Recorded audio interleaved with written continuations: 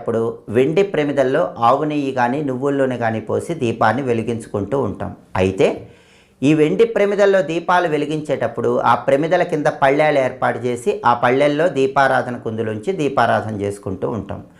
అయితే దీపారాధనలలో శక్తివంతమైన దీపారాధన రావి ఆకు దీపారాధన. ఎవరైనా సరే రావి ఆకు దీపం ఇంట్లో శుక్రవారం రోజు కానీ, గురువారం రోజు కానీ, సోమవారం రోజు కానీ, మంగళవారం రోజు కానీ వెలిగించినట్లయితే విశేషంగా లక్ష్మీ కటాక్షాన్ని, శివానుగ్రహాన్ని సిద్ధింపజేసుకోవచ్చు. రావి ఆకు దీపం ఇంట్లో పెడితే జాతకంలో ఉన్న కుజదోషం, కాలసర్పదోష తీవ్రతను తగ్గింపజేసుకోవచ్చు.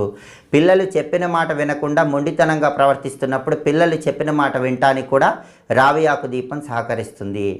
అలాగే ఆర్థిక ఇబ్బందులు ఉన్నా సరే ఆర్థిక ఇబ్బందులన్నీ తొలగింపజేసుకోవటానికి, అప్పుల బాధల నుంచి బయటపడటానికి, మొండి బాకీలు తొందరగా వసూలు కావటానికి రావి ఆకు దీపం విశేషంగా సహకరిస్తుంది.